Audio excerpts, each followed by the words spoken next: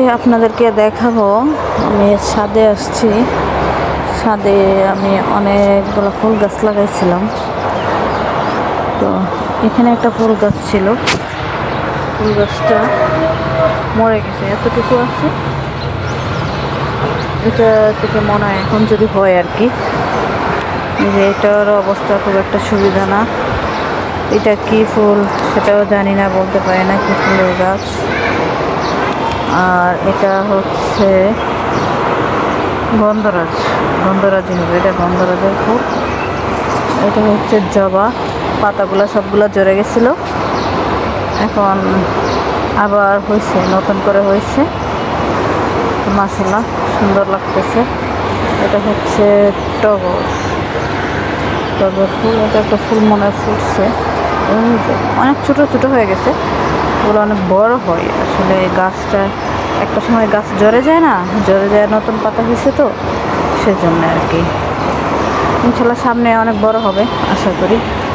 এটা হচ্ছে আরেকটা জবা, এই যে গোল্ডেন কালারের মধ্যে এই জবা ফুলটা সুন্দর লাগে অনেক একটা।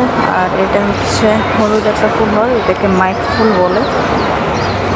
তো এটা পোলাপানে উঠতো ছাদে, উঠে এগুলো নষ্ট করে ফেলে।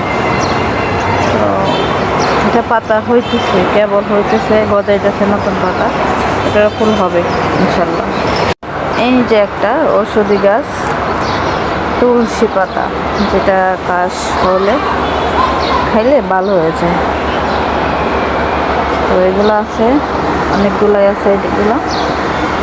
আর হচ্ছে এটা হচ্ছে দুবরা ফুল, আচ্ছা আর আছে ফুল।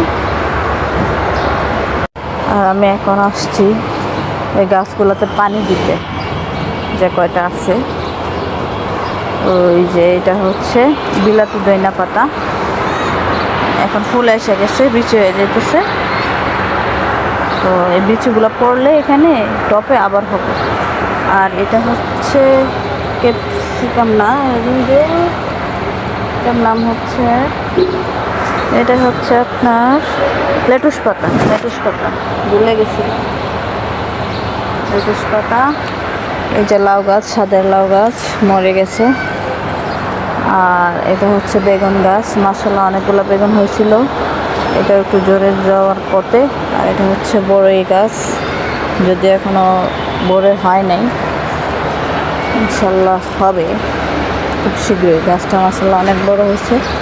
এই যে আমার দুবরা ফুল।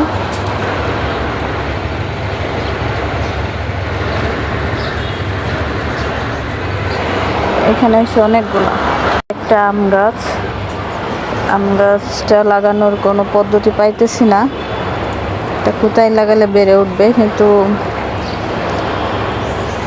মারা যায়নি। আমি ভাবছি হয়তো গাছটা মারা যাইতে পারে, তো আল্লাহর অশেষ রহমত এখনো বেঁচে আছে।